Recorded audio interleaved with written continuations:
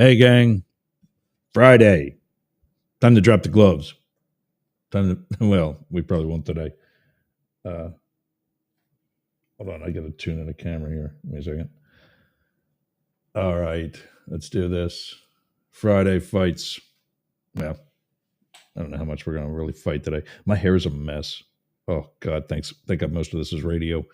Even after the Secretary of Education said that it would be necessary for Congress to shut down the Department of Education, Donald Trump signed another executive order, essentially killing the Department of Education. So we'll talk about that. Karoline Leavitt is wrong. Again. Shocker. We've got a whole segment on the world essentially correcting this young lady. Democratic messaging gone wrong. Should we be following stock prices and laughing about it? We have a Democrat with us today to talk about that very issue. You know who that is. Don't forget to like, subscribe, share, tell a friend. We're building a community here. We need your help doing it. Stay tuned for Sportcat's Daily Gazette in 2 hours, right after Up the Middle. To figure out exactly what time that is, go to worldtimebuddy.com and figure out exactly what time he'll be on, where you're at. But first up, World War III. I've been saying it. I've been saying that we're there now. I've been saying that it's going to happen. Whichever way you want to look at it, I've been saying it. Now, God, this is scary. Trump's saying it too. With that, bring out, oh, where'd he go? Matty D. Yo. What? You're not going to get me on that World War III bandwagon. What did Trump say, dude? Well, I mean, we got video that we're going to take a look at in a second. But essentially, it's really what I was thinking if the world would just listen to me for 30 seconds. What I was thinking the entire time is that the way everybody involved in the various individual conflicts is connected to somebody else in other individual conflicts. Oh, wow. Imagine the world is connected with each other. We never could have figured that one out. Exactly. No. And that's my point. It's so much easier today to really be engaged in something like that. You don't need an Axis power on one side and allies on the other, or for us being in a civil war, you don't have to have one side dressed in gray like it looks like you are today, or another side dressed in blue. Times are different. And I'm dressed in gray and blue, sir. Gray and blue. Is that what you know what? But so did, if you watch some of the actually accurate movies about the North and the South, they did too. There were plenty of Confederate soldiers that were actually dressed in like that shade of blue that your hoodie is. And they called that gray because that's the only gray they had. Well, those old-timey people. But let me share screens here. Get to the first one. There it is. Oh, God. Welcome back, Matt. He's in gray and blue. Hi, Ken. Ken's our homie. Superfan Ken checking in. There he is. Good morning, gang. Yergs. Welcome back, Matt. Oh, that's right. You were going last week too. I forgot about that. I think it's been 2 weeks, sir. Really? I think it's been 2 weeks. Maybe more. It's 2 weeks for Blake because he's on that walkabout camping excursion. I thought it was only one for you. I don't know. I've been traveling quite a bit. It's all blurring together. Oh, Blake's last week, I think you were out. Wasn't that when you were in the Keys? I might have been in the Keys, yes. But I think that was last week. Oh, was it last week? How did last that week? Go? Not well. I was in. Okay, so Ken Superfan says 2 weeks out. So thanks, Ken. Keys were fine, man. Actually, no. So what I did is I I did the midlife Florida rental. You were going to say it. Midlife crisis. The midlife crisis Florida rental. So I rented the Porsche convertible in Miami and Oh, was wow. going around Miami, and I drove down to the Keys and did all that, and it was I'm not I hate to say this, man. Miami's a nice city. I like Miami, but Florida and that whole East Coast there, man, it's trash. Like to drive, I'm telling you. it's a drive. Now Look, will you listen to me? it's beautiful, but like the traffic is absolutely horrible. There's like literally one road at 95 that Oh, everybody's honey, no. on. Stop. Let me tell you about traffic. Yeah. When I left the San Francisco field office back in 2004 and drove across the country to report to DC, I first went down to San Diego. I got through Los Angeles at 2:30 in the morning and sat in bumper to bumper traffic on a Bro, highway. That was Florida. We were bumper to bumper at 12:30 at night. At 12:30 at night. Going into South Beach. It was crazy. But the bars are still open in South Beach. That's expected. Yeah. I mean, 2:30, 3 o'clock in the morning. Look, traffic is absolutely crazy a lot of places. I'm just saying, Yeah. I rented a Porsche, and my average speed in that Porsche going down to Key Largo, which ended up being about a two. Yes, sir. 28 miles an hour. 28 miles an hour, sir. So I literally should have just rented a Huffy. I feel bad for you there. Yeah, I do feel bad for you there because that's not what you rent a Porsche for. No, man, no. So I did have some fun with it. I did fly it around like a little bit, but like traffic was bad, and I like Florida in some ways, but Key Largo again, it was fine. I should have went to Key West, making it all the way down there because everybody says Key West is a lot better, but Key Largo was like it was kind of like meh. Is that all the further you went? Was Key Largo? I went to the Key that was the south of Key Largo, that one, and that's it, because it was a 2.5 hour drive. Just that far. Just that far. Yeah. So by the time I went out there, had some lunch, looked around a little bit, and came back, it was 8 hours. Oh, you didn't stay there? No. I just drove from Miami because I had a free day. Okay. I was over in Brickell, and so I drove from Brickell down there, and again, 2.5 hours. Yeah. Anyway. Yeah. So there are flights out of St. Pete. I love the airports. You got to come visit the Gulf Coast. We'll get you. I mean, now that it's the Gulf of America, I might. Oh, I know. That's, what was it? I guess the NASA and the International Space Station splashdown was in the Gulf. I'll just say Gulf for right now so I can prove my point. And every reporting news outlet called it the Gulf of Mexico. I mean, that it splashed down the Gulf of Mexico. Honestly, I don't really care about names. Honestly, to be honest with you, I just don't really care. Yeah. It's kind of like the Cleveland Guardians, which was the Cleveland Indians, and there's still people that call it the Cleveland Indians or say Go Tribe. I mean, that team's been around for 100+ years. It's like you're not gonna be able to. You're not going to be able to change the people's ideas of growing up with the tribe or the Cleveland Indians. And second of all, I don't really care because now it's the Guardians, and so I don't. Names are names, man. I just don't care. It's such. Yeah. I just don't care. If you call it the Gulf of Mexico, you call it Gulf of America, you call it the Gulf of Native Americans, I don't care. I really don't care. Shakespeare. What? Yeah. Arose by any other names. It's still the damn Gulf. Yep. Exactly. But it's like if you live in another country. Hold on 1 second. One quick statement on this, because I just want to get this off my chest. If you live in other places and you speak other languages, you'll figure out that their countries are called different things in their native tongue. You call it a different thing. There's different lakes, especially if you have different tribes or different indigenous peoples. They'll call the same lake different names all over. And so you have to figure it out, like what you're going to call it. This is so common to have different names for things that we just get bent out of shape about. We're changing to the Gulf of America for a political point. Sure, but I don't really care. I don't really care.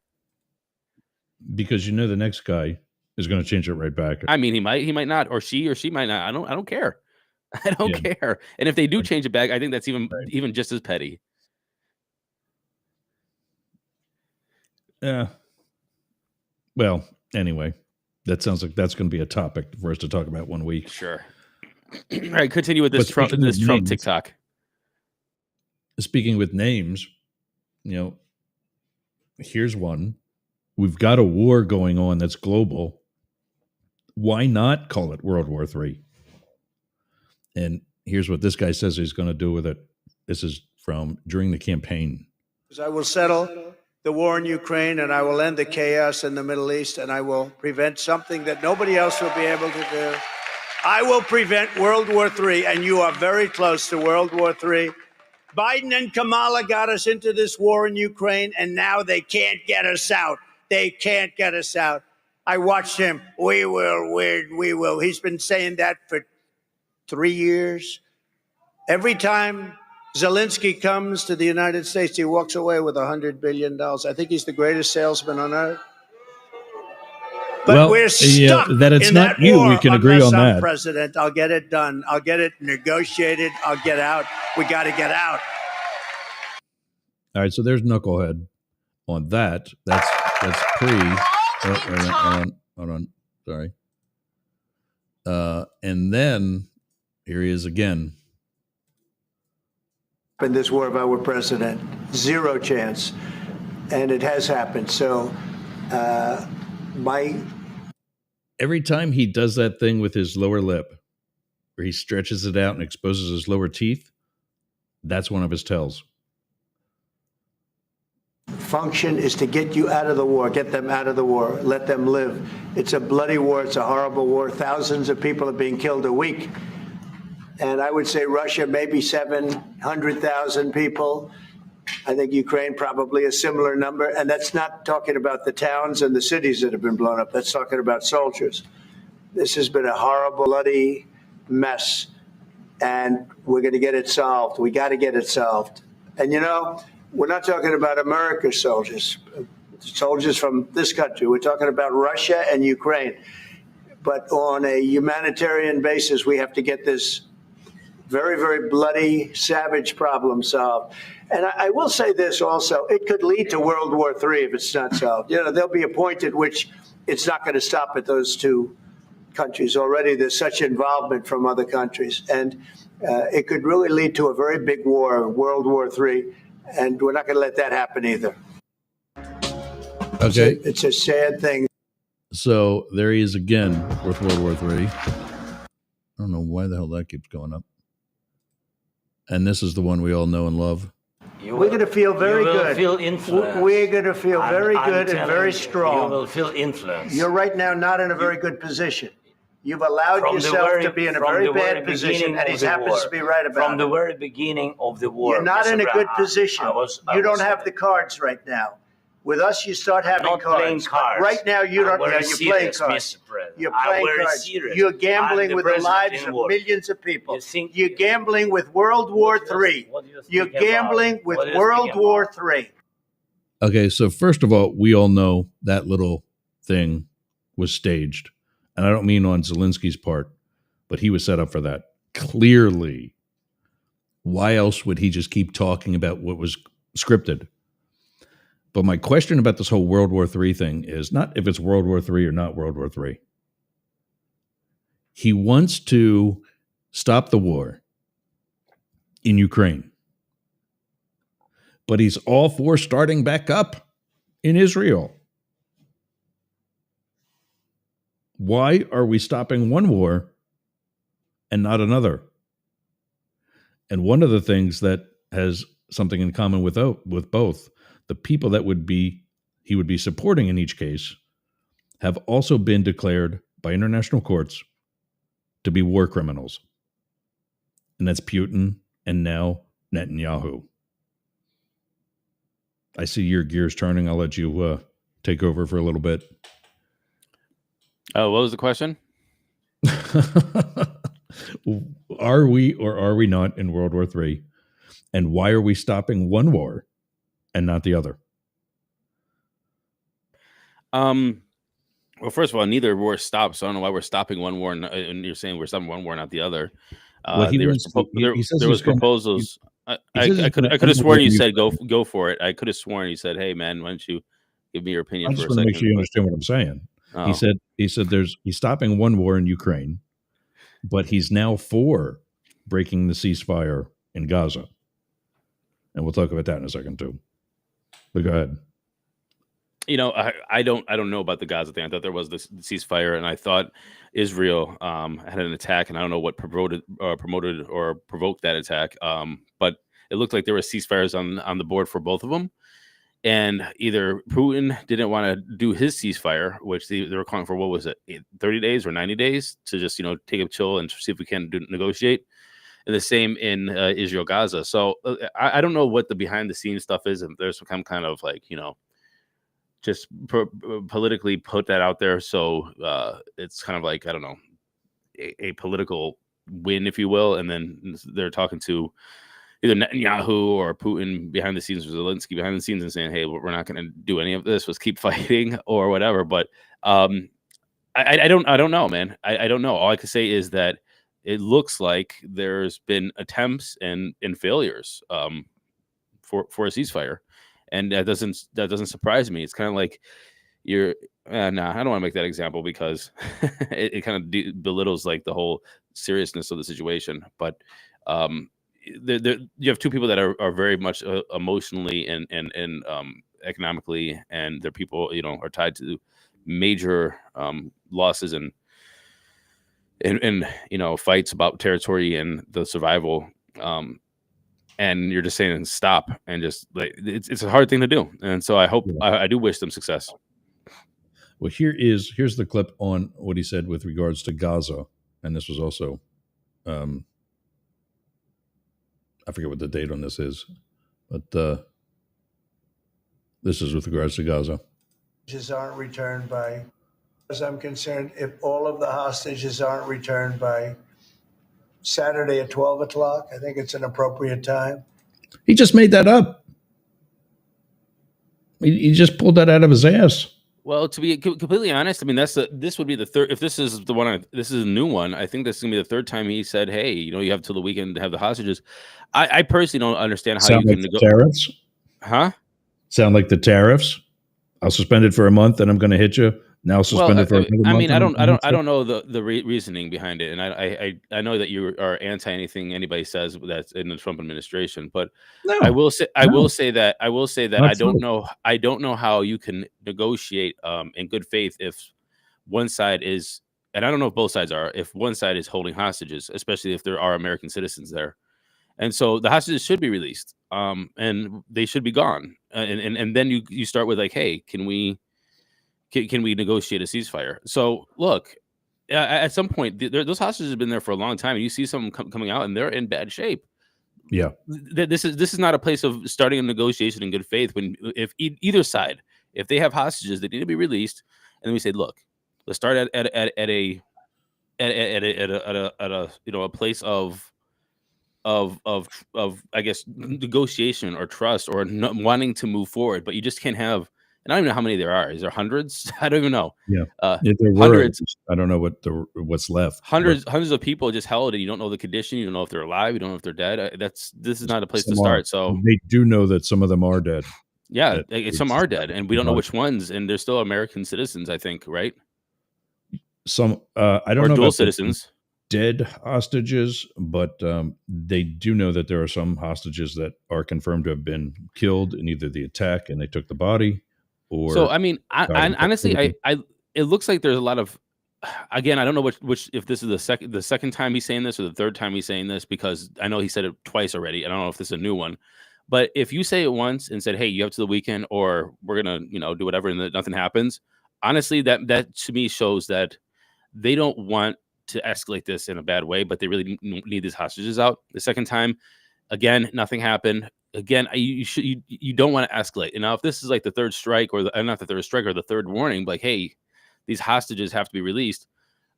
Look, somebody has to start with it, and let's get those hostages out. People have been calling it for a long time, and I think that's a good place to start. Yeah, so this looks like it might actually be from February. Okay, so that'll be the second time that he said that. Then, if that's the case, So he said it once, and then he Okay. said they said it again. And again, that never happened. So now we're in March. So if he says it I again, was going to say Israel just got aggressive in Gaza this week. well, that's what I said. Not like Yeah. so Israel, unless there was a provocation from Hamas. I don't know what the provocation was to. Was it the hostages, and then they okay to go back in there because of the lack of releasing the hostages or care or I don't know. I don't know. All I know is that there was an escalation now after there was a ceasefire. Hostages haven't been released, and I don't know, man. It's just not one of those situations where I'm happy I'm not the person negotiating. It's just not good.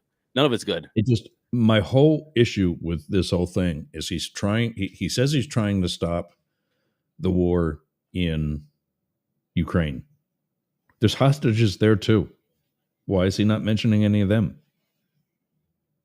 I hate that. What about this? What about that? I mean, why aren't we talking about anything that's happening in Africa right now? Why aren't we talking about the Uyghurs genocide that's been? Why aren't we talking about? Thank you. I mean, there's a lot of things we could be talking about. So just don't. The what about? I just hate. No, Why don't we but just mention everything? This goes back to confirming that I'm right, as usual, that we are in some degree or some level of World War III. Who did we, the United States, just attack this past weekend? The Houthi rebels in Yemen, who are backed by Iran. Right. Weren't they stopping shipping and they're trying to stop like it was piracy essentially. Yeah, it was piracy. Yeah. Get them. And that's I'm fine with that. I'm fine with that. But don't say he's stopping World War III when actually and I'm not saying this is a bad thing either. What I'm against is the hypocrisy. I don't see hypocrisy starting it. I don't see hypocrisy here yet. I'm sorry. Let me finish. I'll show you. The Houthi rebels are backed by Iran. Right. Israel is in a pissing match with Iran, who's also backing Hamas. Which they've always been, right? Right. Who is behind Iran? Russia. Right. They got their homies with Russia. Right. Trump. Yeah, well, stop, dude. Yeah. Okay. I can't stop. Well, okay, fine. Let's disconnect that one. But still, I think that'll be a fair conversation if we did disconnect. Russia has connections all the way through to all three of those areas, as does Iran. Who are they also connected to? China. What have we been talking about for the past couple of weeks? The security of Taiwan. Mm-hmm. This is more than just stopping a war in Ukraine. But he doesn't seem to want to do that. Well, I'm not too sure what he wants to do because there has been, like I said, instances where he's been trying to call for it. Seems like he's trying to. They're not happening. Again, I don't know what's happening behind the scenes, if they're sabotaging it purposely. But if you're calling for it, and then there's this like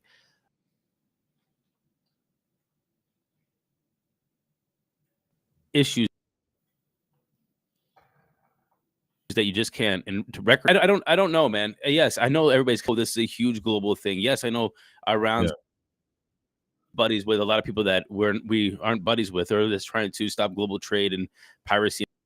I can't see hypocrisy or a bad actor. We have been, but not in this situation yet. Between these situations, I don't know the situation or the solutions to any of these, or how I would be in a negotiation, and they are hard. And I think one of the things that we are, that the America and the world is talking about is, what does a ceasefire look like in Ukraine? Now, of course, if you are staunch that Ukraine needs to get all their land back, even going back to Obama, then I don't know if there's a actual solution that would be had. If you said that we want to give up all the land that Russia has and we just stop the fighting and then that's just what it is, then I can see that a lot of people would say, wait, that's not fair. Agreed. That Russia come in and take, and so, but then where do we go from there? If that's not, and one says, hey, we're going to keep the land. The other person says, we're not going to, we need at least some of it back or all of it back. Like, where's that line? And then how much escalation do you want to have? Do we keep funding them? Does America get troops on the ground there? That's something I don't want as well. So it's like, I don't know the situation. All I know is it's a complex situation in both situations.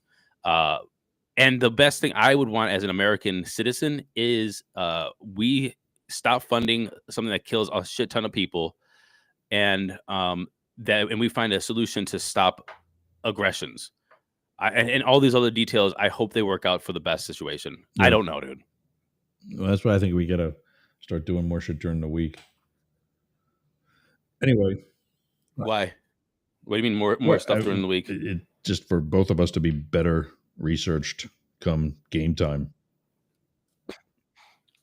Oh, yeah, I'm coming off a 2-week vacation too.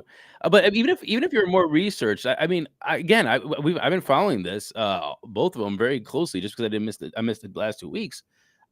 Tell me what the solution is. I mean, there are people that say, "Hey, you should have boots on the ground." Like, I don't want to have boots on the ground in Ukraine. I don't want that. I don't want to have like a draft. I don't want my friends' kids to be fighting for Ukraine and Russia. No. That's not a solution, and that's not a way that I don't think you're going to see a draft, especially with the technology that we have. We don't have boots on the ground in Yemen. We just kicked their ass. Well, why do you think we couldn't be doing that in Ukraine? If Putin had the Air Force necessary to keep us out with our Air Force, he wouldn't be struggling the way he is on the ground. Fact is, he's not doing well. And I think that's why, you can't deny the connection between Trump and Putin. You can't. Trump has been trying to get a hotel in Moscow for 30 years. And they're resurfacing still might be a little bit on the level of conspiracy theory, but the articles are resurfacing about Trump being a Russian agent going as far back as 1987. I hope that's not the case. I hope that's not the case. That the president's is actually. And we also saw Baby Bush driving around Putin on his ranch too. Well, when he was visiting the U.S. I mean. Yeah. Oh, you were there. Well, see, it's like I don't know, man. I don't know. We took a hard line where it's like we can't even talk to the guy, and then we have this history of like at least let's talk to the guy, and so it's like we changed this whole idea of, and I don't know what the best situation is, but boxing him out, I don't think is the situation. No, I don't say total isolationism, but or even just boxing the guy out kissing his ass either the way Trump is. Coco Fox 3 from Twitch says stopping support to Ukraine will turn out worse in the long run for the U.S. That's what I was getting at. That we stop the financial and military support. Somebody is putting boots on the ground.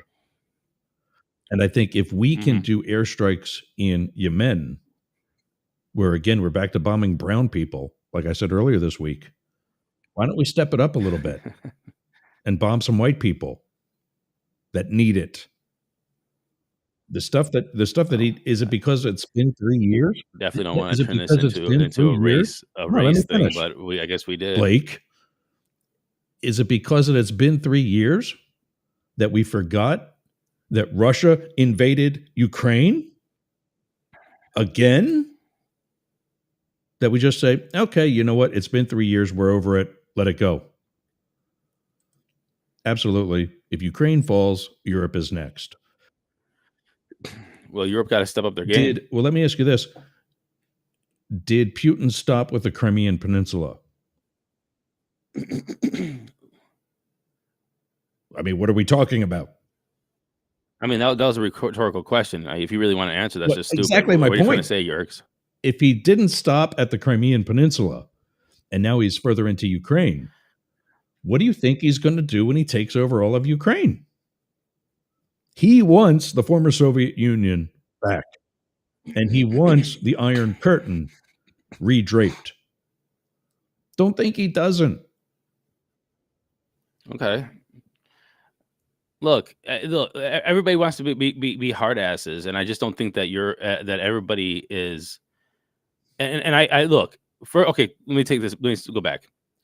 Europe needs to be putting more money into this. They are already. and build up their defenses. Not already. They need to put more. They need to put more. This is their doorstep. America, not America's doorstep. They need to put more. They should be exceeding everything we put in there. Exceeding. Why? Because it's way going to affect them first. So that is a thing.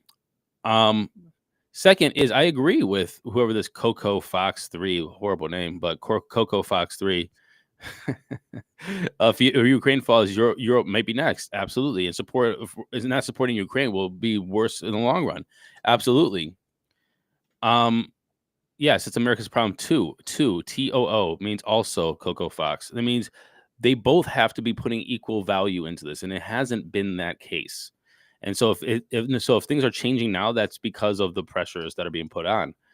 But with that said, yes, we can be putting defense in there, but let's just not take the nuclear threat out of that. And there might be some kind of, in air quotes, final solution if we start bombing and there is backs against the wall for Putin.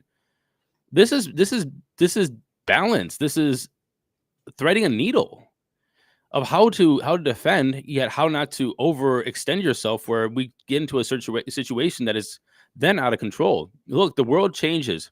If one nuclear weapon from any country is fired or detonated anywhere in the world in aggression, the world has changed. I don't want to live in that world. You have to figure out that balance of how to defend, especially against nuclear power, without triggering that cascading event. Yeah. Well, trigger.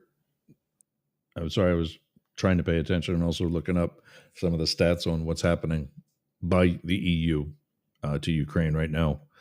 Let me get through some of these quick, and then I'll show you what I shared. It's America's problem too. That's the thing. And actually, Secretary of State Marco Rubio made that exact point. I think he shared that yesterday when he was Senator Rubio, that the whole thing with the Ukraine no longer being nuclear was part of a deal that they signed with the UK, the US, and Russia. And now one of those three signatories is the one attacking them. How does that look when we ask France or Israel, who is nuclear, to do the same thing? What's our reputation going to be like? Of course, Rubio's not saying that anymore because his boss doesn't want him to say it. But the only way to end this war is by sending troops from Europe. I mean, yeah.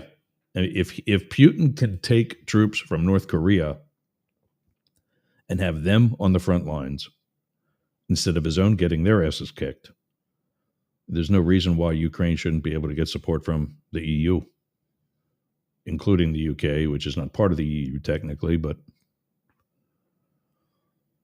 France and UK, since they are nuclear powers. I don't know that nuclear really has anything to do with it yet. I don't think you need to be matched by nuclear powers so much as you can be matched by people there. I think you muted your mic, Matt. I don't think I muted you. No. No, I muted myself because I'm talking to my ChatGPT search engine to try to pick up some of these stats, because I think that actually I was wrong. Okay.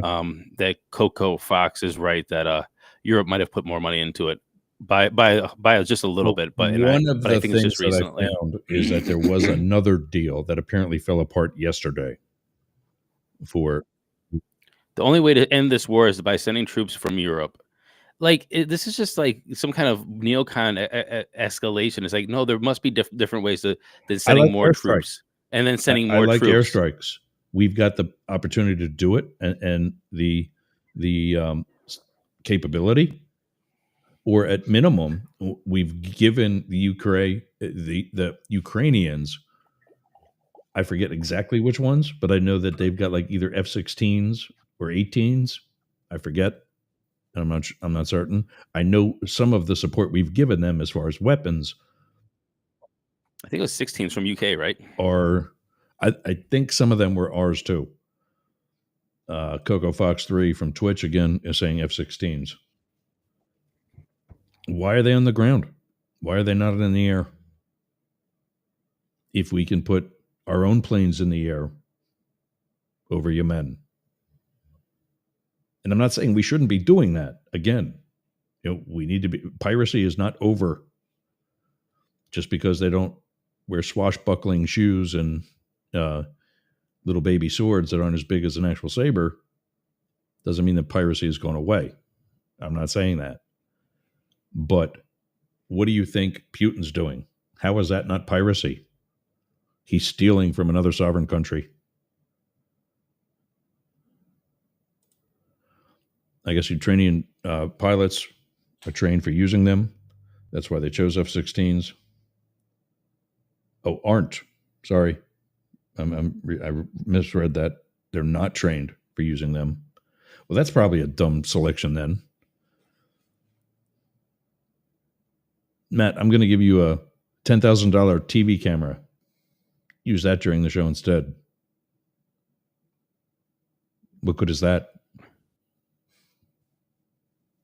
I think he froze. Oh. Well, he refreshes. I got to take a break anyway. Oh, there he is. Oh, a $10,000 TV camera. What are you talking about? Just like the Ukrainian troops that aren't trained to use an F-16. If I give you a $10,000 camera, I'm giving you $10,000 worth of support to improve the daily crypto news and to improve your position here on Friday Fights. If you don't know how to use the camera, what good is it? Well, I still get to tell people that I gave you $10,000 worth of support. Okay, so I'm still not really sure about this information. There's so many different informations coming out, but it looks like the United States is still way ahead of the EU. I'm not surprised. In support. Here, I just sent you the chart I got here, and I just asked to double check the data, and so there's also news from The Guardian, AP, and Le Monde from France that have reported the same numbers. So there's the chart. Did you just send it to the other chat? Yeah, the Facebook group. Yeah, okay. The Facebook group. All right, well, let me look at that. You take a look at that. You take a break. I'm gonna use the bathroom. I'll see you in 2 minutes. All right. You're listening or watching Up the Middle. It's Friday. Time for Friday Fights on the Mastiff Media Network. We'll be back right after this. What are you doing later? I'll tell you what I'm doing. I'm going to the gym, but not just any gym. Momentum Fitness and Wellness. Walk right up to the door. There's a QR code on the door. You can sign up right there. You've got no excuse. But not only that, their equipment is amazing. It's kept up well. It's expanded. There's stretching area. There's CrossFit. There's hardcore training. A dedicated area for stretching, dunk tanks, sauna. Everything you need to get that Hernando beach body or keep your Clearwater beach body. You can train with your shirt off. You can scream. You can yell. And you won't be intimidated either. Go to Momentum Fitness and Wellness on US 19 in Bayonet Point, Jasmine Estates. Build the momentum at Momentum Fitness.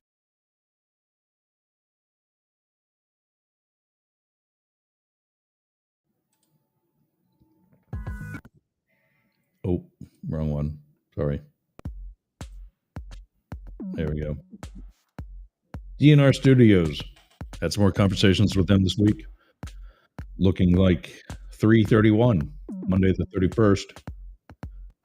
We could be adding yet another network. Also talked to two more shortwave stations. That's a little loud. Let me bring it down. Background music. Talked to two more shortwave stations.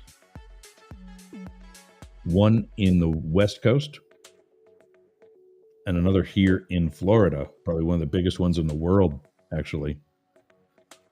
So we might be even more global. Probably by the end of the summer, maybe.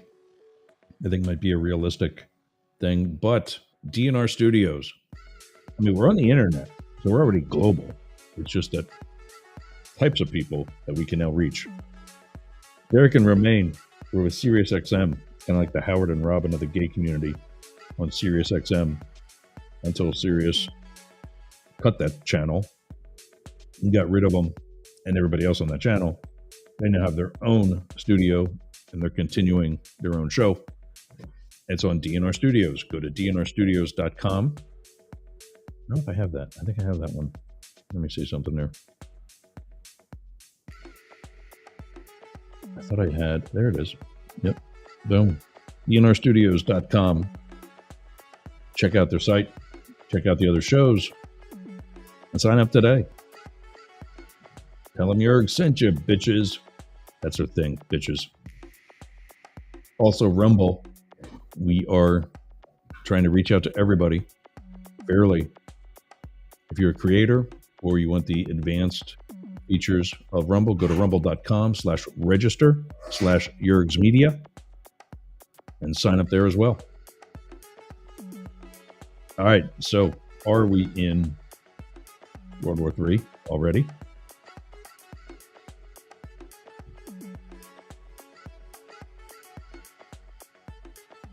It's a little bit more upbeat than chill.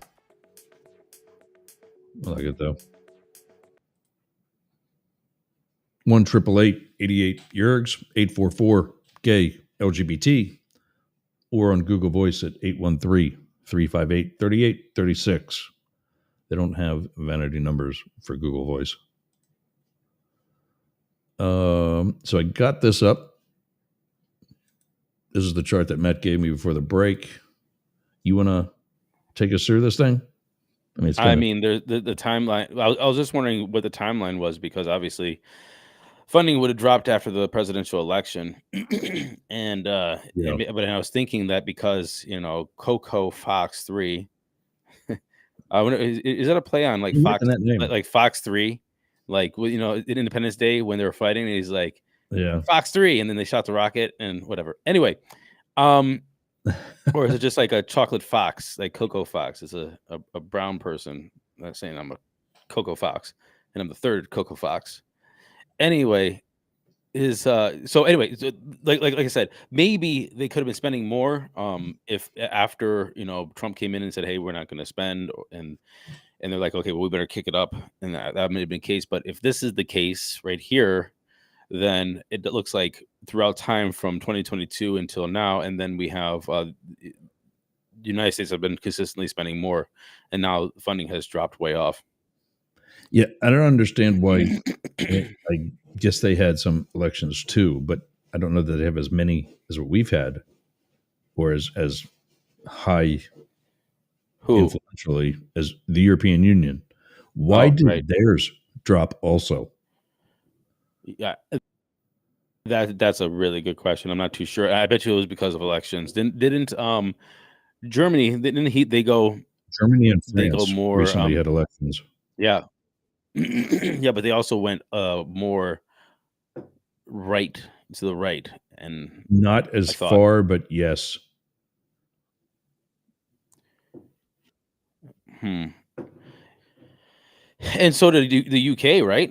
The UK actually they went to what's his face, and then Sunak, and then they just had another one. There's somebody else in now. Yeah, so like this is all like really really big influx, a new prime minister. Anyway, we beat this conversation to death. Oh, is it time to change topics? Beat this conversation. I think so. We can make closing statements. Here's my closing statement. My closing statement is these are extremely hard and complex situations and conversations to have. And for all the people that are on there with armchair quarterback hindsight 2020 of what they would have done in the room with Putin, I think that everybody just needs to pump the brakes. I was on. No, stop. I'm not talking about you. I'm saying in generalizations about everybody who has opinions about this. So everybody who wants to be an armchair quarterback, hindsight 2020, thinks that they're going to negotiate better in the room with Putin.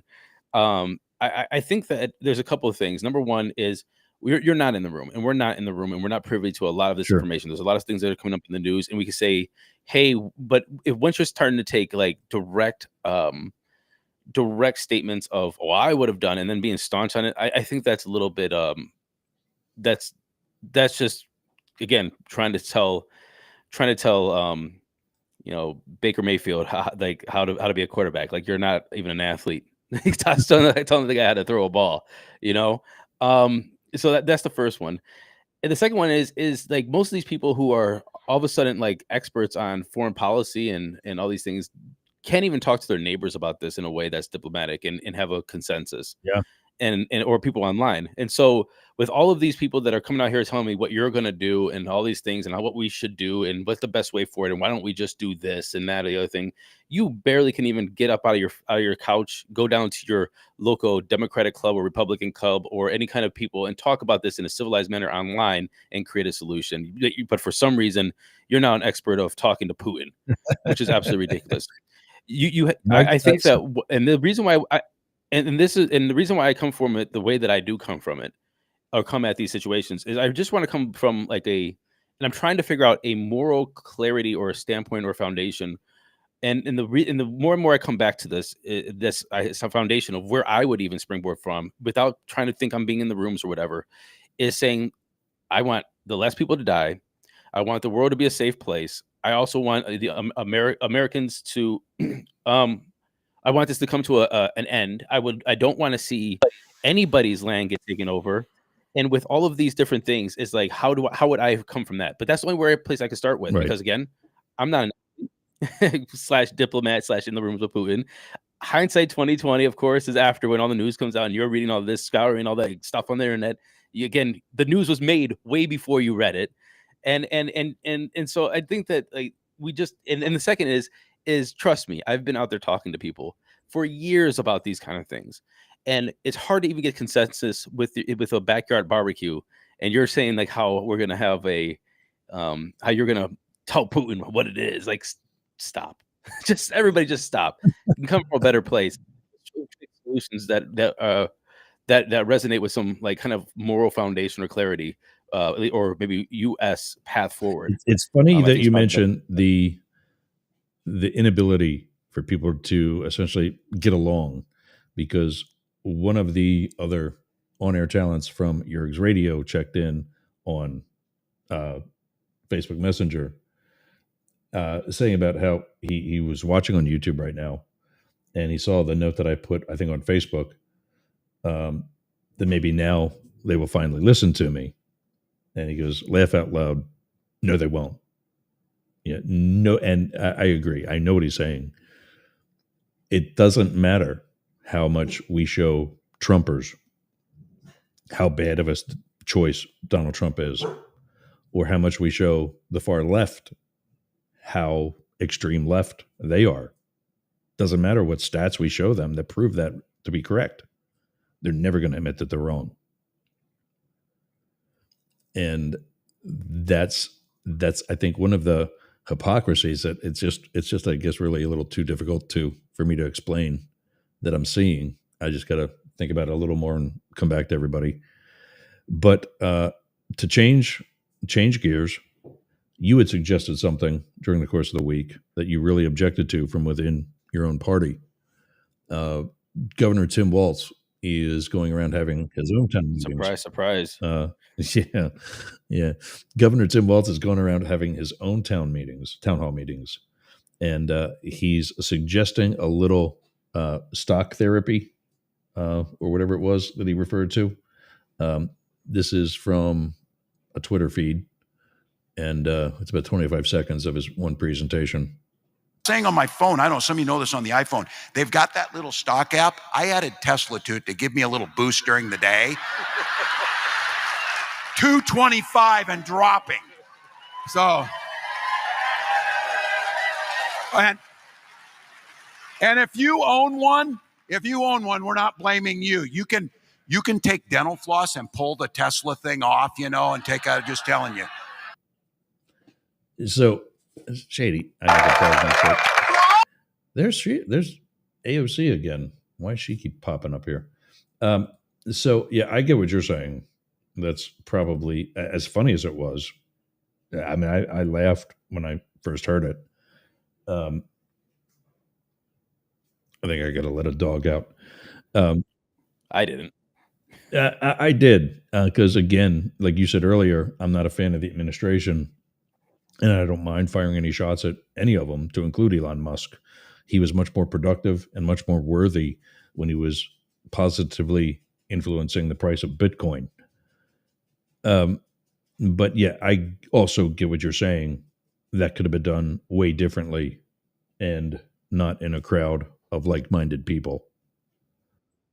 So maybe we should tell everybody what I'm saying, because nobody knows Yeah, what I'm yeah, saying. Here, yeah. the way I look at this is that Tesla is an American company, and Tesla has factories around the world, but there are 2 factories that supply America, and so you're getting an American-made car, American-made components, American-made batteries, American labor, and it's the most valuable car company, and it's American with innovation that drove the EV revolution that we're having. Nobody can deny that. I hope. Well, If they do, then I think that you're just and silly. let me jump in there for a second, because here we have somebody from the Trump administration, like you, and I couldn't agree more, drove the EV movement. And what else is the Trump administration and the MAGA right wanting to do? Remove the EV mandate. Well, I think the tax credit was a bad idea anyway. But and I'm somebody who supports it it. has to be this way, as much as was so much a goal to try to do something in effort to be for the environment. But go ahead, continue. And anyway, at the same time, we are getting China is now. Look, if Chinese cars came into the market and were able to compete, I think that Chinese car companies would be up there with Korean and Japanese car companies in terms of sales in the United States. They're making good cars, especially EVs. Oh, actually, mostly only EVs. But they have definitely, are exceeding, I guess, the market's expectations of what they were going to achieve. So, what I heard there is I heard a person who was running as the vice president of the United States as a Democrat who supports workers for some, allegedly supports workers, is rooting for the America's innovative car company to go down, and this is a company that is, again, American, and Minnesota has and pension funds they have 1.6, I think, million shares in their pension fund, and he's just basically cheering for this number to go down. This is going to hurt pensioners, it's going to hurt jobs, it's going to hurt workers.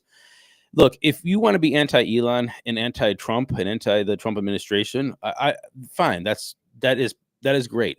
But let's be smarter about what we're advocating for as a party. Are we advocating for $1 trillion of value to be wiped out in tens of thousands of jobs, and us to take another step backwards in innovation and trying to push forward the automotive industry in the United States? Is that what we're really going to be cheering on stage? If anything, we should be saying, hey, I don't think Elon should be part of Tesla anymore, and be advocating for the board, or maybe lobbying the board to pick a new CEO. The fact that they haven't yet is kind of interesting. Yeah, I think but I got to cut you off for a second. The tragedy here is, I'll give it back to you in a second, because we're going to lose some of our affiliates because they're only with us for the first hour. So I want to let everybody know that you can come over to Yergz Radio, YERGZ Radio, and listen there. Or go to Facebook and find Up the Middle Radio Show and watch us on the page, or YouTube. Go to manstuff.media and find out all the places where you can watch or listen. Also, go through some of these here. If you're needing what we're calling a pen pal, because you're in one of those areas where you may be not able to admit that you listen or watch us, hit us up. Let us know where you're writing from, and do so by hitting my hotel email, yergz@shayergz.com, and we'll keep the information coming to you with a specific targeting of where you're at. Sea Ranch Civic Association, go to mysrca.com. Sign up today if you're in the northern Tampa Bay or Nature Coast. Definitely a great organization to be a part of. 202-224-3121 is the Capital Switchboard. Give them a call. Find your senator and your congressman or women and tell them Doge got to Goge. DNR Studios we talked about. Go to dnrstudios.com to learn more about the other shows that are there. We will be their only political show starting on or about March 31st. Jane Stahl's with me on Mondays. She's available at studiobbb.org. That's the art gallery that she manages in our hometown. She's also the co-editor of the Boyertown Area Expression. You can learn more about that at boyertownareaexpression.town.news. Philip Blackett is with me on Wednesdays. You can find his socials at Philip Blackett, Philip with one L, Blackett with two T's. Matt, sitting right here with me, is available, the host of the Daily Crypto News. You can reach him at matt@dailycryptonews.net or info@demonforcongress.com. Blake will be back next week. He's the host of The Homeless Conservative. You can write him, blake@thehomelessconservative.com, and you can get us all news, NEWZ, at yergs.com. For more information on these or show notes or anything else, go to yergs.com or mastiff.media. Boom. Got it. All right. So, oh, wow. I need a beer. I don't even drink beer. Also, in an hour from now, check out on YouTube at Para or Normal Guys for Sportcats Daily Gazette, or continue to listen on Yergs Radio and Radio X in Australia. All right. I had to cut you off there. Go ahead. All right. So lastly, and I would love your opinion about this. We shouldn't be rooting against American companies, especially ones that are, I think, the forefront of emerging tech and innovation. And if you want to, we could do it smarter. And as a party, I don't think that rooting for people, rooting for that is not the way to go. If you want to root for or do anything and make some kind of change, is just change out the CEO, because the car company is not doing anything, that they're not coming out with like ads that are offensive. They're not coming out with, products that what they're doing is making cars, and we're now they're tied to Elon and the political backlash against Elon. They should just switch CEOs. So we can do both things here. We can have a great American innovative company and a good CEO, and have Elon out if we just actually, I think, didn't lose the plot. Coco Fox said Elon has lost the plot. And if that's the case, then yeah, should talk to the board and say, let's get a new CEO.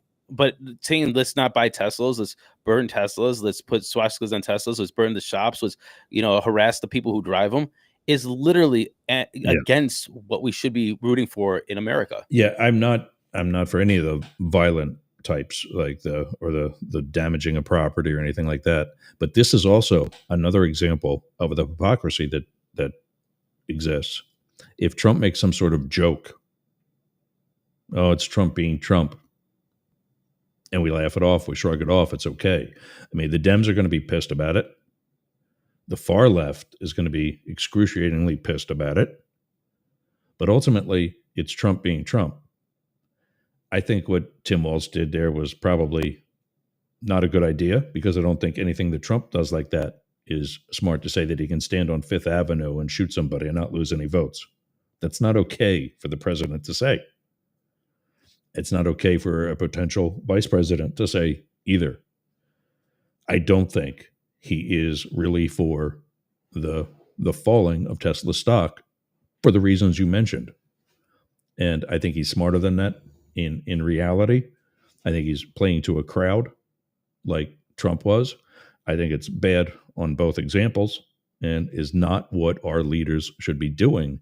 And I think that gets back to what you messaged me when you sent me that clip, was really who's stepping up to lead this country. That's a good point. That is a good point. Coco Fox, I don't know. Will still not buy his products? Yes, they will, man. This is a political. This is something against Elon, man. If you change the CEO, he'll be fine. And they were buying his products. They were buying his products. Coco Fox. Yeah, he's selling globally. That's not a secret, and that's. And again, when I see that, I I'm glad for the employees of Tesla who have nothing to do with this. To answer your question, Matt, I suspect that the reason why he is not been removed from CEO, or that they haven't made any move to select somebody else, is the corporate version of being primaried, or that he has enough control of the company they couldn't if they wanted to. Like his share of stock gets him X number of seats on the board. There might be 10 people sitting there, but there's really 18 or 20. He's just sitting in all 8 or 10 of those other seats. I think Vanguard and some of like those big funds are like some of the biggest shareholders. But let's see here. So I just so Elon holds 12.7%. But Vanguard and BlackRock and State Street, they all have more than him combined. Okay. And so now we're just going down into different shareholders. But are those big firms like-minded to him? Yeah, I don't know, but nobody wants their stock price to go down. I don't think it's like-minded. It's, do you want a number go down? I mean, that's why you're investing. Sure. And yes, Coco Fox. I don't know who this person. You know this person? They're really pissing me off. Sales are at an all-time low in Europe. Yeah, we know Coco Fox. See, the thing about that is, I don't think it's just because the world is pissed at Elon Musk. I think the declining economy is what's really doing it. Yeah, exactly. There's multiple factors, but I think if Elon was replaced as the CEO, and I think that if Tesla just got focused again, then like EV sales are down across the globe. But you wouldn't see a big fall off from Tesla, but there's a lot of factors: inflation, economy, consumer, what is it? Outlook or consumer confidence, they call it. Especially in Europe with the, I don't know what the hell it's called, the refrigerator on wheels, the Tesla truck or whatever the hell it is. Europe's not known for buying large vehicles. That's not something you see on the Autobahn or in those windy streets of Paris. Or I don't think the Cybertruck's even there. Actually, it's not there. It's not allowed there because of the construction. Because of the construction of the vehicle. Yeah, I think they didn't check the boxes for the safety requirements. And I don't think it's allowed in the EU. I think the only place it's sold is in the United States, if I'm not wrong. Don't understand why it's being sold here or Canada. Whoever okayed that should be fired live on Joe Rogan, like that poor girl from Twitter was. Well, if EV sales are up in Europe, Coco Fox, then it's an Elon thing. It's not the car thing. The cars are still great. And if anything, it's probably the EV sales because BYD and NIO, Chinese companies, are absolutely raking in the funds. There's a video of Tesla calling Elon step down CEO. Yeah. One of the major shareholders are, and I think he was a board member, actually. The fact is that has to change. And now I'm looking at the top 20 investors in shareholders. And so we're talking about BlackRock, Vanguard, State Street, Geode Capital. Sorry about that. Again, BlackRock Life, Capital Research, JP Morgan, Fidelity, Morgan Stanley. And so we have Goldman Sachs, Bank of New York Mellon. There's a lot of big funds here. And so I don't understand why they would want Elon to continue doing what he wants unless it is going to be looked at as a slight against the Trump administration, which they're worried about that backlash in general. Yeah, that'd be the only reason why. That was the other thing that I was thinking, that maybe they're on the bandwagon with the tech companies that are, in the rotunda on the inauguration. That exactly. Again, that basically I could see that like-minded with Musk, so they're going to weather the storm. I don't think it's I wouldn't say like-minded because they're like-minded for profit. Yeah, but I would say that they know who's in power and they know that they're petty. I think once the tax cuts come, that everybody is alleging, they're essentially weathering a storm, and they're going to be in this for a long haul. And they're looking forward to getting that $1 trillion plus back.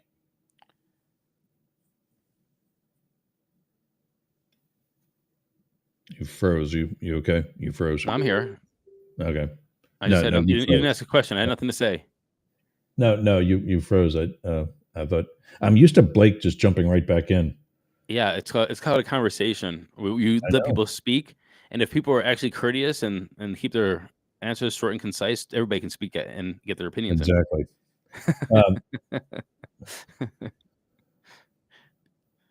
So look, Coco Fox I think is interesting, and he is right. EV sales are growing, but then again, it just goes back to what I said. The Chinese market increased 76%, and so EV sales are growing, but these are Chinese companies. They're turning away from Tesla. They're not turning away from EVs, and so I think that's what we should be looking at. And then again, the Chinese EVs. If you watch some of these car reviews of these Chinese car companies, they're making really good EVs for a good price, man. Yeah, I want to throw two things out about that. One, I've always been skeptical of two labels. One, that Trump is actually a billionaire, and two, that Musk is really the richest man in the world. And I say that because in a moment like this, what we're experiencing right now, things can happen in the market without actual hard cash being, on hand. That you can lose that richest man in the world thing in a moment. And what you're telling me is that there aren't these Middle Eastern emirs who have been in the oil industry for the past 60 years. And I just saw somebody else is saying the same thing on another chat that I'm only going to put portions of that up because they're asking to be anonymous. But you're telling me that he's beat these emirs in the Middle East whose entire families have been in this for 60 or more years in the oil industry? And now all of a sudden, within 6 months, boom, he's at the top. It just doesn't make sense. No, people are estimating that they're like trillionaires, and even Putin, something like that, is like has more money than people actually think. But I don't really think it matters if Elon is the richest person or not. Like now we're just splitting hairs by poor people. It's like they're so damn rich that it really doesn't matter. Like who? Yeah, exactly. Oh no, he has 300 billion or he has 400 billion. Trust me, they're doing okay. And here's the thing: is that I don't think we've seen anything like this because we haven't seen somebody use their capital the way that he's using his capital. And so has anybody said, hey, you know what? I have $300 billion. And so I'm just going to put $250 million to get a president elected. Or I'm going to put a $200 million to get, congressman elected. And the fact is, if you have a high net worth individual, something like, $100 billion, they literally, with the PACs and the way that the laws are set up right now, could influence and buy elections from now until their kids are old and the next generation's passed. And so it's not about who is the richest. It's about how are they using and deploying their capital to get the things done that they want. And Elon has shown he's willing to deploy his own capital in a very public way to move the needle in elections. And trust me, for his kind of money, $5 million in even an underdog congressional race will change everything. And $5 million is nothing for Elon. Agreed. And he could do that through the whole country, and it wouldn't dent his billions and his status. I don't want to say where because it would, put somebody at risk. But I know of a school board position where that campaign was in the millions of dollars for a local school board.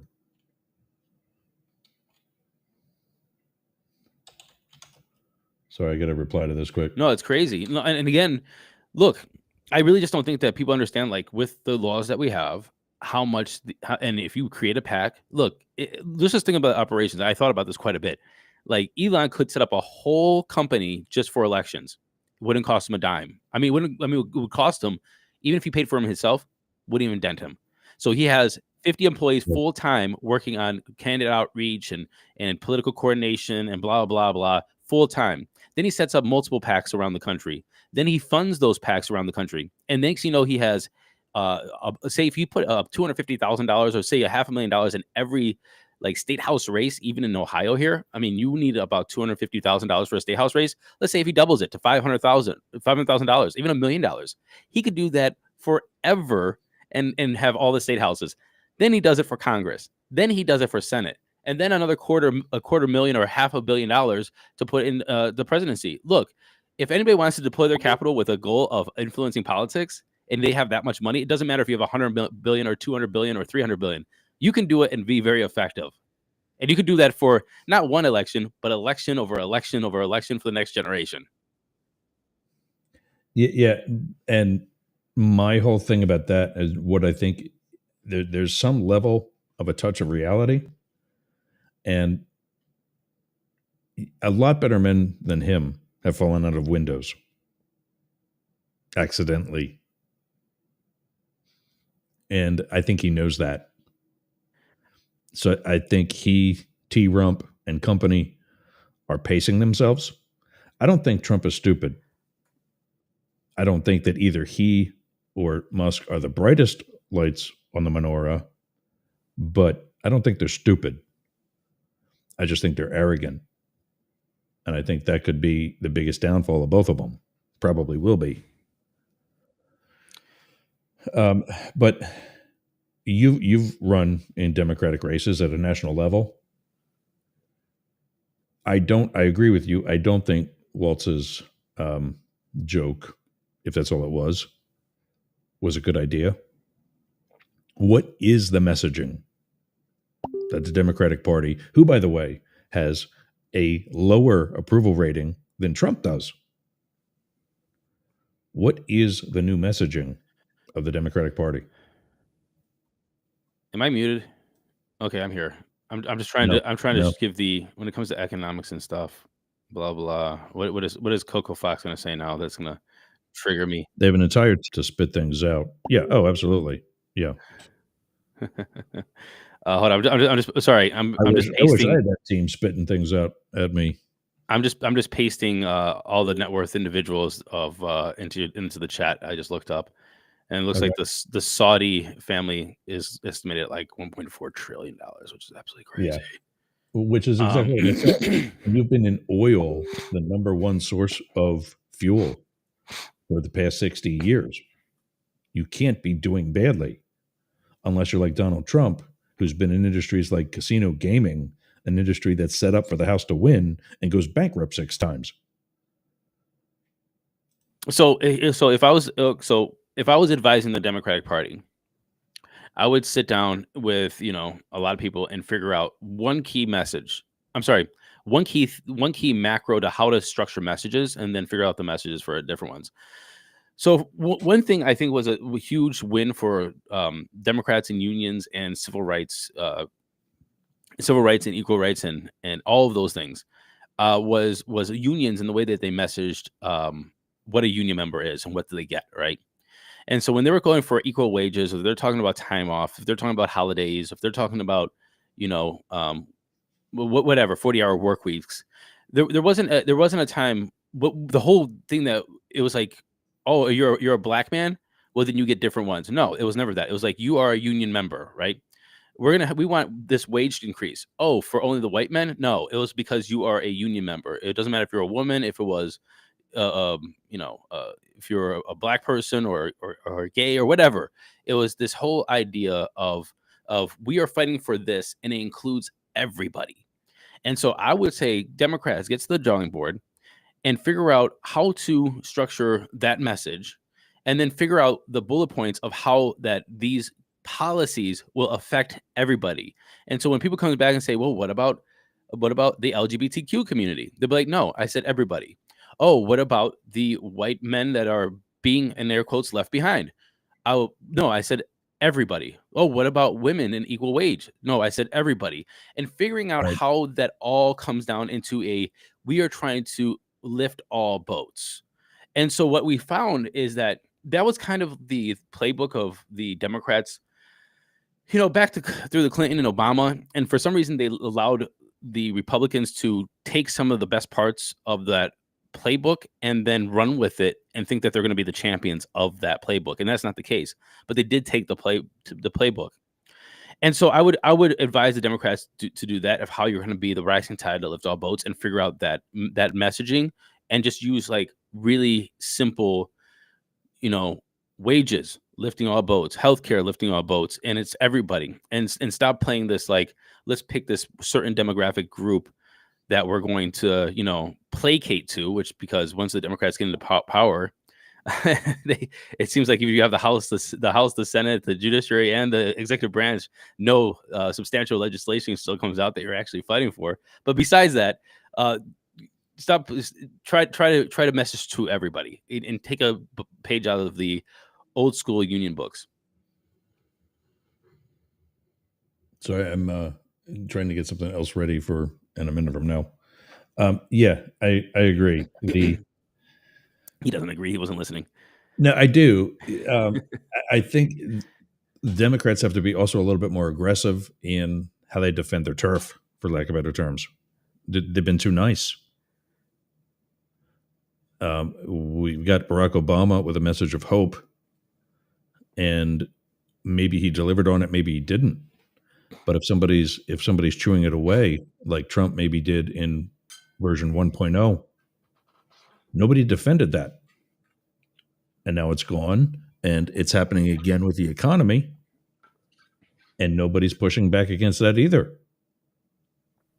And this is where I think the far left of the Democratic Party has some teeth, is that at least they want to fight.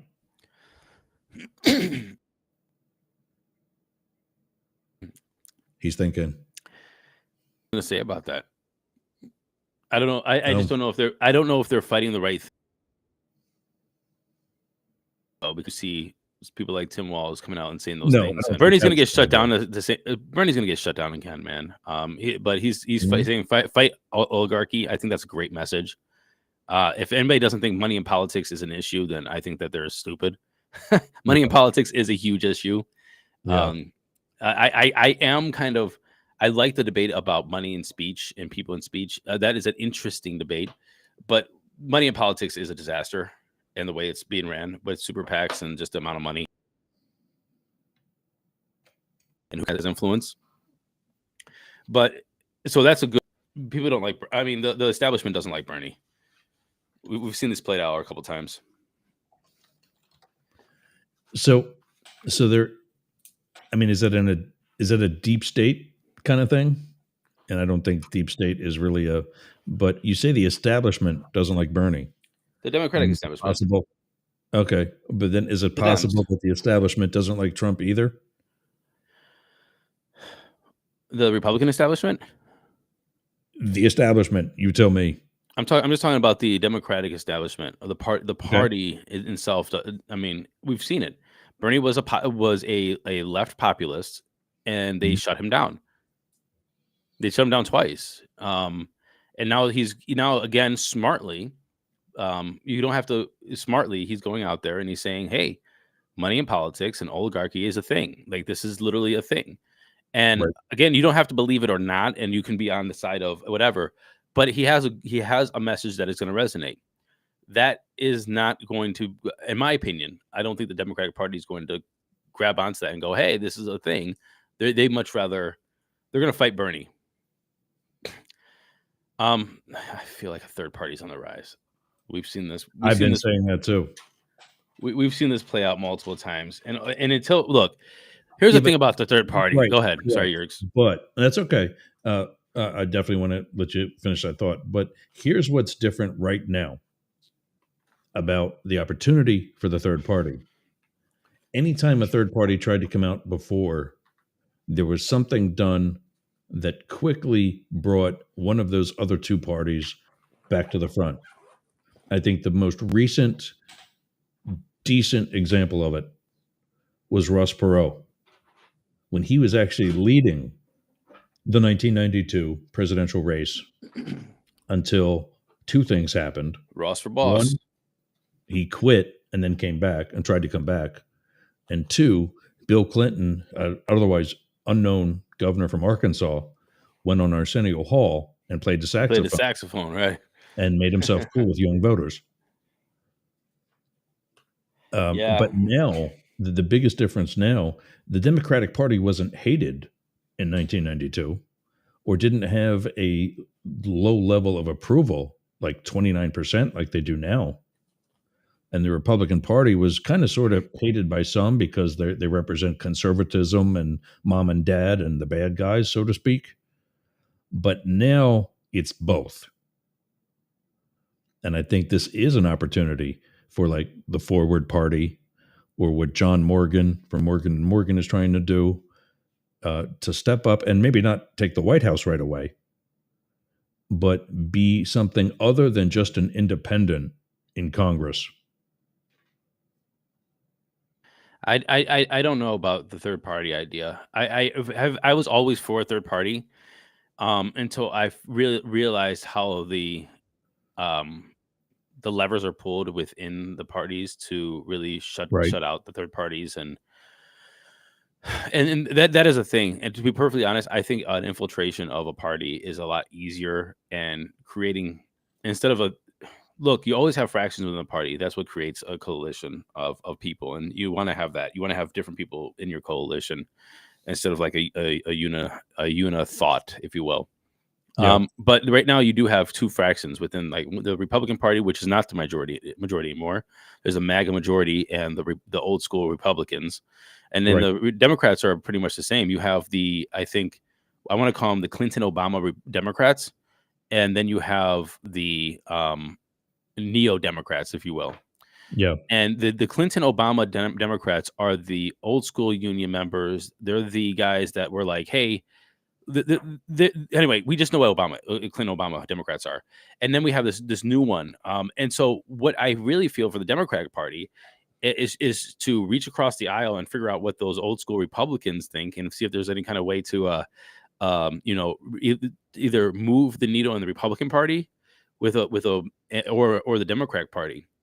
But I don't think a third party is something that you really can fight with at this point. What you will do with a third party is if you can have substantial votes within a third party, and I mean substantial meaning like 5 to 10, even 15%, which is hard, which is really hard. Mm-hmm. And on a big scale, is to move the needle for a Democrat Party or a Republican Party, depending on how that independent party or the third party positions itself within that race.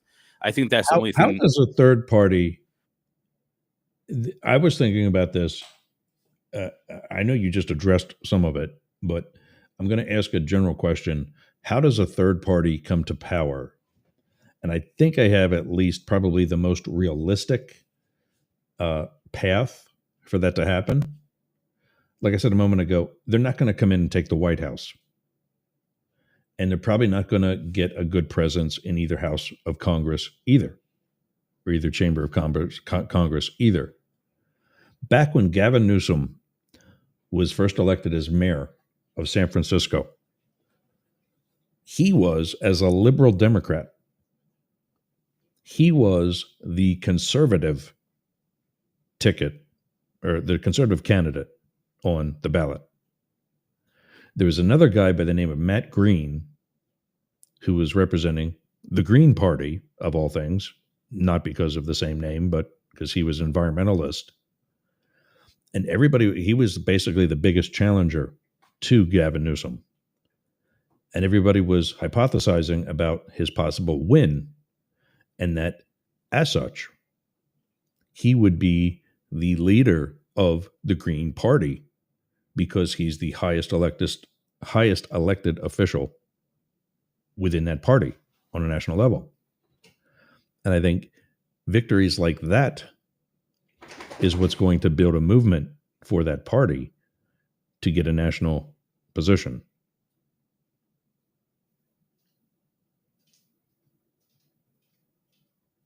He's talking to ChatGPT again. Oh no, you didn't ask a question, so I thought you were gonna kind of jump in. Sorry. Oh no, I am gonna jump in. So, okay, so you're talking about political parties, and here's the thing: it's just so hard, right? so you got to, for example, there's like barriers to creating a political party. You have to get signatures to create a political party. You have to have residential restrictions. You have to have an electoral threshold. There's legal challenges. There's such gatekeeping when it comes to, and that's just in one state. So you have to do this in every state. As you heard from like when RFK Jr. was trying to run as an independent, and all the barriers that he had to do to try to get on the ballot. Keep talking. I got to let a dog out. She's headed toward the door, and I know what she's going to do if I don't get there. I'll hear Gotcha. you on the phone. Keep talking. Gotcha. And so, look, there are plenty of third parties out there already. But if you want to create a new one, the barriers are there, and you just need to have the groundwork, and it takes a lot of work and a lot of resources. So I am not poo-pooing a third party. The practicality, I think, is more so it's like there's two established parties, and either you figure out a way to infiltrate one of the parties with disgruntled members and see if there's enough of them from party A or party B, and just say, hey, party A, party B, disgruntled members, we're gonna join the Republican or the Democratic Party and try to infiltrate it with our ideology and change the course, and find a charismatic leader that can help us change that course. Or the third, run as independents, and independents kind of help one or the other party win. Because that's kind of like what voters are doing right now. I'm an independent. I voted for W twice. I voted for Obama twice. No. I mean more so like throw independent candidates in there. It's kind of like how Jill Stein took 1.5% of the vote, and we don't know where that vote came from, but more people are saying like they took it from Obama and helped out Trump, especially in states like Michigan. Mm-hmm. You know, I think that's the better play. Or like even my race, we had Dennis Kucinich there. He took 14% of the vote, which were all those my votes. I don't know how many votes were mine, right. But if I added it to mine, then I'd be 1 point behind the congressman. Right. I said that congressman. before. Yeah. So it's like that. I think that's the plan. If you want, and it gets spoiler candidates to go on there, I think that's a better plan than saying, hey, let's create an independent or a third party to see if we can win. I don't think it's going to happen. But you can put your thumb on the scale with an independent or third party. Okay. But my opinion. Is that independent or third party candidate that's going to be more of a spoiler than a viable option? I mean, are they knowing that's going to happen? And essentially, are they a double agent? Like, am I going to run opposite you in Cleveland in the 7th district as a conservative to try and take away from, was it Max? Yeah. And we get Dennis Kucinich out, and you get his votes, and now maybe is that what you're talking about, or you just? No, that's exactly what I'm talking about. It's like so the way this works in a primary, or the primary, is the Republican and Democrats have a primary, the independents don't have a primary, right? Yeah. So the independents are already in the general election, right. So now you have a 3-person race. Right. That third person just has a choice. Am I going to run more left of the field or more right of the field? Right. And now, if you're running more left, you're going to take the lefty lefts, and the Democrat that would usually get the lefty lefts don't get those votes, and so my number goes down, or the number goes down, right? Or the same. If you want to go righty right, then you're taking the righty right of the votes. Hopefully, you get a substantial and run. No, you run a real race, yeah. But your positioning is different, and if you get 5% of the votes, that could be the difference between a winner or a loss for the left candidate. So I just think that's the smarter way to do it, is to have these sacrificial lambs that go in there that run that are saying like, hey, you have a 99% chance of losing, but run a real race and try to win. However, what the result would be the person we actually want to win wins. But my question though is that sacrificial lamb, is he sponsored by Matt Diemer, or is he just out there on his or her own? Oh, I mean, that would have to be hush hush, because I think that's illegal. Exactly. But let's not pretend that everything that happens. It happens all the damn time. Yeah, exactly. It happens all the damn time. But yeah, I mean, it wouldn't be sponsored by Matt Diemer, but it would be sponsored by friends of Matt Diemer. Exactly. Yeah. All right. Well, speaking of messaging, let me see if I can find this here. Where'd she go? Where's our girl? Is it that one? I will settle. No, that's not it. That's not AOC finally, is it her time to shine? she's been popping up all over the place, but in our, here we go. Oh, as only she can be. Speaking of messaging, I really don't think, maybe Sean Spicer, maybe early George Stephanopoulos. I don't think I've seen a White House press secretary that was this much, and we got the terrestrials are gone by now, so I can say it. That was this much of a shit sandwich as Karoline Leavitt. I haven't been watching her. I thought Kayleigh McEnany was a rock star though. Yeah. I also really liked who is the ginger that worked for Biden. She now has a TV show. You mean she's on MSNBC? Yeah, something like that. I'm brain farting now, of course. Yeah. Yeah, you know what I'm talking about. She went to MSNBC and didn't get the ratings right away, and of course Megyn Kelly jumped all over it. And right. I thought she was stellar too. Yeah, she was actually pretty solid. I thought she was solid. I thought Kayleigh McEnany was solid. I haven't watched any of her. Jen Psaki, that's it. That's it. Yeah. Jen Psaki. Ken to the rescue again. She was my press secretary crush. Yeah. Smart girl, bright girl, and I think she's actually doing very well on MSNBC right now. But so this is wait, really quick. But going back to this current press secretary, which I haven't watched any of her stuff, so I don't even know. But what I will say is I have been watching some of the ways that she. Yes, there's a P in front of a Ken. We know who you're talking about, Psaki. Yeah. Is that I think that they're very innovative about how they're distilling the message, and I think that's something that we should use moving forward. Quick TikToks, daily recaps, just different ways of backgrounds and sceneries that they're using very well to just say, hey, this is what happened today in the White House. And I thought the communication has been actually stellar. Now, what are they saying and how she's saying it? We could debate that. I don't know. I haven't watched it, but the way they're doing it is great. Yeah. Okay. Well, we're about to. Okay. She thinks that foreign countries pay tariffs. She thinks that certain judges are Democratic activists when they were appointed by George W. And she even, I don't know if it's a part of this clip, because I didn't get to see the whole thing, and I don't think we'll watch the whole thing either, but she even mispronounced croissant. I don't know how you do that, but she did. So this is from the Young Turks and somebody else, because it's a clip of a clip, actually. But this is a summary of this week.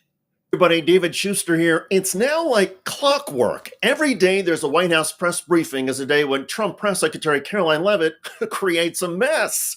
Headline, Karoline Leavitt brutally fact-checked on judge who blocked Trump. This judge, Judge Boasberg, is a Democrat activist. He was appointed by Barack Obama. His wife has donated more than $10,000 to Democrats, and he has consistently shown his disdain for this president and his policies, and it's unacceptable. You're right where I wanted to go about the idea that these people are all foreign terrorists, but Judge Boasberg was originally appointed by George W. Bush and then elevated by Barack Obama. I just feel like I should clear that up. Let me just say something to that effect, Garrett. 67% of all of the injunctions in this century have come against which president? Donald J. Trump. It could be due to Donald Trump doing more things that are unlawful and unconstitutional. Also, regarding Judge Boasberg, who has ordered the Trump administration to hold off on some of its massive This is actually pretty interesting. Listen to this. Migrant deportations, the Leavitt claim that he is a Democratic activist is absurd. As you heard from the NBC reporter, Boasberg was appointed to the bench in 2002 by George W. Bush and elevated by Barack Obama in 2011. But there's more. In 2014, Judge Boasberg was appointed to the U.S. Foreign Intelligence Court by Supreme Court Chief Justice John Roberts, a conservative, a Republican. Here's another Republican, former Florida House member David Jolly. I think critical thinking has largely died in the United States of America, and Karoline Leavitt is probably a perfect example of that. Another example of Leavitt's absurd attack on Judge Boasberg involves the fact that the judge has issued several rulings favorable to Donald Trump. In 2016, the judge ordered the release of thousands of Hillary Clinton emails requested by the conservative group Judicial Watch. The judge also ruled the public had no right to view Donald Trump's tax returns.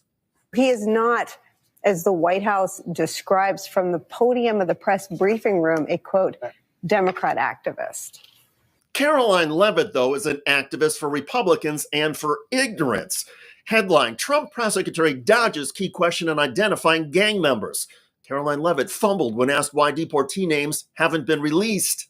If the White House can publish images, photos, videos of those men, why can't the administration just release basic information like their identities and names? We are not going to reveal operational details about a counterterrorism operation, but what I can assure you, as I said on Monday, we have the highest degree of confidence in our ICE agents and our Customs and Border Patrol agents who have committed their lives to targeting illegal criminals in our country, particularly foreign terrorists, and they had great evidence and indication. They have the highest degree of professionalism, and they were 100% confident in the individuals that were sent home on these flights and in the president's executive authority to do that. In other words, we trust the ICE agents, but to your question, we don't trust the agents enough to release the deportees' names so that anyone else, say journalists or defense lawyers, can check if the deportees are actually terrorists. And by the way, there are already reports that some of the Venezuelan migrants deported by the Trump administration to a brutal prison in El Salvador had no connection to gangs or crime or terrorism. Oops. To the notion of too many injunctions against Donald Trump, that's probably because he's the one president who's acted the most outside the bounds of his executive authority. The death of critical thinking is real. This White House is a perfect example of it. And I think this is also when there's this debate, which surprises me sometimes, whether or not we're in a constitutional crisis. Yes, we are. We've been in a constitutional crisis since we elected an insurrectionist and surrounded him with the trappings of the departments of the United States government, from the Department of Justice to the Department of Commerce to the Department of Treasury, you name it. Those trappings have normalized this behavior in an environment where it shouldn't be normalized. And White House. I'm going to cut it there so we can discuss a little bit. But that guy that just spoke is actually a Republican. He was in the clip a little earlier, and that's why I let it go that far, because that's a Republican and one of the conservative ones stepping out or stepping up and speaking out against everything that is going as far as the accuracy. And I'm not doubting or disagreeing that the methodology of how the message is getting out. I think social media is going to remain, until something better comes along, a huge method of getting a message out. There was the thing with the CIA the other day, and most everybody was getting news clips from the police departments involved and their official Twitter and whatever other else social media accounts. So yes, I think that's an excellent tool, but it's only as good as the information that's put in it. And if none of it's accurate in the first place, then who cares? Right. Okay, then. Right. They should be correct in their information. That's, or you're just spewing lies and propaganda and hoping somebody doesn't fact check you. Again, it's the Steve Bannon, was it flood the zone idea? Yeah. So who cares? Yeah. We know that's a play now. And so once flood the zone is in play, it's now a political tool to use. What do you suspect? And I know this isn't really a fair question, but what do you suspect is going to happen between now and the midterm? Is this going to continue? Are Republicans going to step up and say, you know what, we're not really getting anything accomplished? Well, I don't know, man. It depends on what they think that they're getting accomplished. All of this was ran on by Trump, and to be honest with you, I think that the Republicans that are paying attention to this, or was part of the this process feel like a lot of this it feels like they're getting what they voted for. I think that the biggest thing is, so it's like, oh, who did they pardon? They like the MAGA Trump wanted the J6ers, what's the word? Put the terrorists, the J6 they want them out of jail. I can't think of the word right now. Pardoned. Yeah, pardon. I just said pardon. So I couldn't think of it again. And that happened. Yeah. The Bitcoiners wanted Ross Ulbricht to be pardoned, and he was pardoned. They wanted an executive order for the Department of Education to be dismantled, and that's happening. I don't think that the Republicans or the MAGA right is going to be disappointed. I think it's now up to how does the American people feel come 2026. And remember, we have a 250 year anniversary in that year, so that could be a very good, I say, propaganda piece for Donald Trump there. If he pulls that off nicely, the Betsy Ross flag and everything else. I put this comment back up. The most injunctions comment from Outrage Overload, a show that you can get on Yerg's Radio. The most injunctions is one of those "you're right, but you're wrong about why you're right" moments, and that goes back to everything that's happening from the Trump administration. Excuse me. He's fulfilling campaign promises. He's just not doing it in the most legal of ways. Like his that's one of the stories we didn't get to today. His education secretary said, yes, we can dismantle the Department of Education, but we have to do it through Congress. And there he is writing an executive order dismantling the Department of Education. So he's fulfilling a campaign promise. He's just not doing it legally. Right. Well, again, here's what he's going to say in 2026. And yeah, I do want to talk about that a little bit. He's going to say, I tried, but the Democrats were against me, or the Democratic judges were against me. He's already setting that up. Yeah. And so will he still get the votes? Will the Republicans lose votes in the midterm? Again, I think that all comes down to how does the American consumer feel?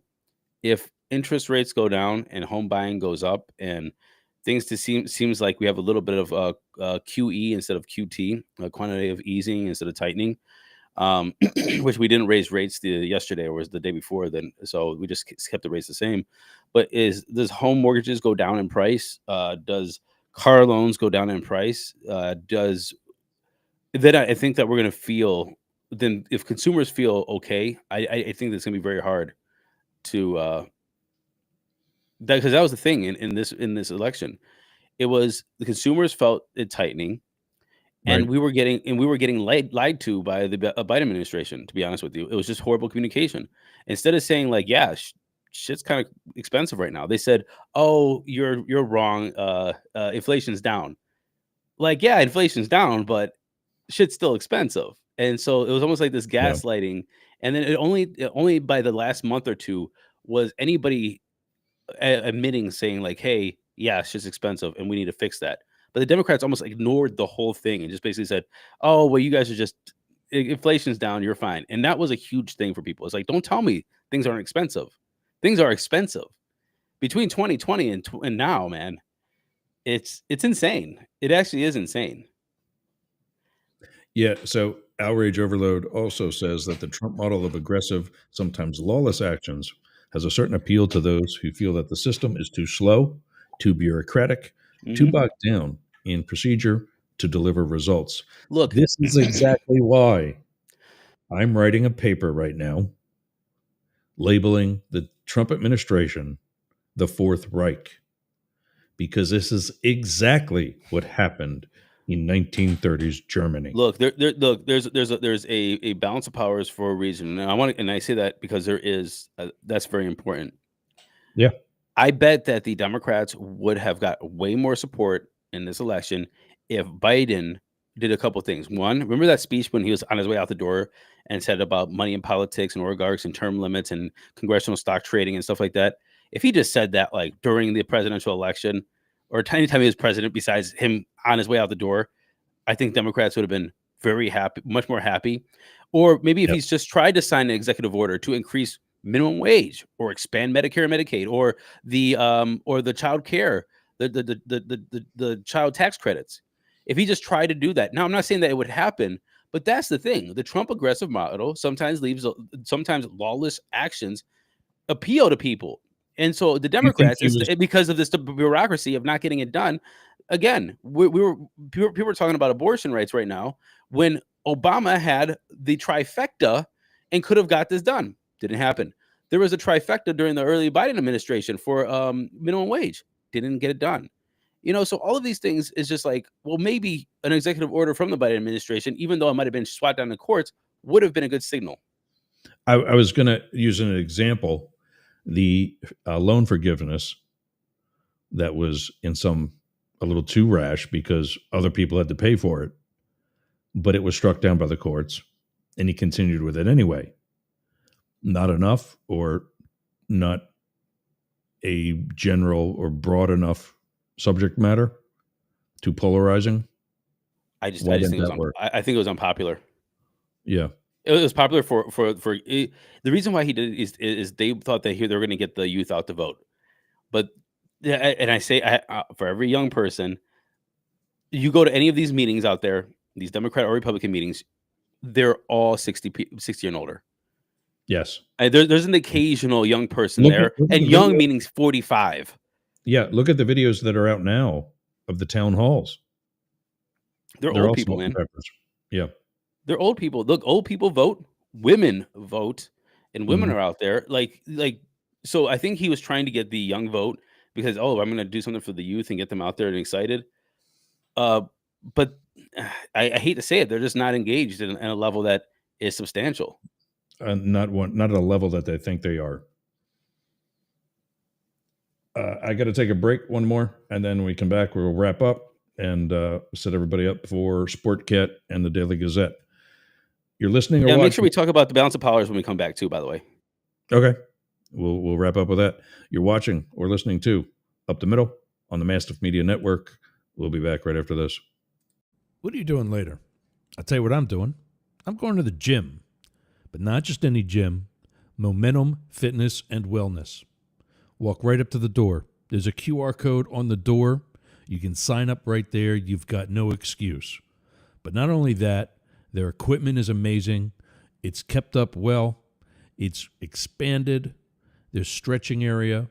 There's CrossFit. There's hardcore training. A dedicated area for stretching, dunk tanks, sauna. Everything you need to get that Hernando beach body or keep your Clearwater beach body. You can train with your shirt off. You can scream. You can yell. And you won't be intimidated either. Go to Momentum Fitness and Wellness on US 19 in Bayonet Point, Jasmine Estates. Build the momentum at Momentum Fitness. Hold on a second. I'll do that. What's next? Frontier Internet. This is one where you're going to have to go to my page, Ross Yerger on Facebook, to check out the affiliates link. There we go. Check out the affiliates link. Frontier has another special right now. If you use my link, you'll be eligible for not a $150 gift card, but a $200 gift card. So you go to Facebook, Ross quotes Yerger, my page, not my account, my page. Check out the affiliates link that's there. And click on that link. You can also message me. I can send it to you. And check out, that's what we use. I love it. In fact, I'm actually getting my machine improved so that it's better. But I just did a test on my phone. And because of some things I got to tweak on the machine, my phone is actually faster than my plugged-in desktop. But Frontier Fiber Optic is amazing. Check it out by going to our affiliates page on my Facebook page. The link itself is way too long and stupid, but worth your efforts, I promise you. What else was I trying to do here? Cameo. I'm on Cameo. You want me to bitch you out like I would a phone caller that says something stupid? You want to ask a question about the Secret Service? You want me to wish you a happy birthday? Whatever. For $5, scan that QR code on the screen or go to cameo.com/Yergs/book and schedule me today. All right. So balance of power. Something I feel we get a little bit more of this week on Friday Fights. Bring Matt back out and let him get started on that very topic. All right. Balance All right. So of power. really last thing I want to just rant about really quick, and I want your really quick opinion. So we're gonna make this a minute each, so we can get out of here, and so Mr. Sports Guy can come on here. You mentioned as soon as free and fair elections, 2 years. Sesta assumes that we'll have free and fair elections. Is outrage overload right or left?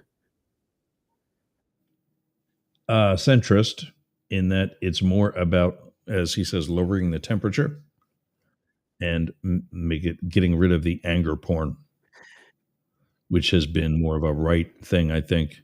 But okay, so anyway, great. The host of that also does, like if you and I were debating, he does moderating, and I've seen him in action. He's actually very, I have no opinion. These are the rules. The end. So, and his podcast is very much the same way. Gotcha. I would say he's also not a Trump supporter, but that doesn't mean he doesn't have conservative beliefs, opinions, or theories. All right, so go ahead. so the balance of power. You're just talking about the Department of Education has to go back to Congress, blah blah. Let's just be honest that Congress is feckless. They have abdicated all their power. If it comes from terrorists, if it comes from controlling the budget, if it comes to our ability to engage in wars, if it comes into the executive orders and what they allow happen and not to happen, the reason that all this is not working in a way that we think that is American is because Congress sucks. Congress is taking a political expediency. They have no courage. Not any individual will step up and do the unpopular thing. And we should just keep acknowledging this, because if we want, and I think that we've been seeing that the judiciary, and which does have its people who are one side of the other, but the Supreme Court has been, I say, for the most part, doing their job. The executive branch is, I would say, doing more than their job is, and that's all because Congress is feckless and they're not doing their job, and they rather have a 30-year, 40-year career in Congress than do the things that are actually important. So they suck. Oh yeah, and that's what I was going to ask. So, what's your opinion? Well, the 3 minutes that we got left, I was going to say we get in, and it's probably not going to happen without a constitutional convention, because Congress ain't going to get in term limits for Congress and bring. Sorry, I'm talking to Sportcat, who's up next, and bring a reason back to being in Congress as a resume builder, as a public service, something that's honorable, instead of just a career where you're doing nothing for 25 years, 30 years, 40, 50 years. And then while they're there, they'll be more worried about developing their resume and creating a legacy for themselves and actually getting something done. Yes or no? I mean, I can't disagree with that. I just don't think it would happen because Congress is just this feckless, bro.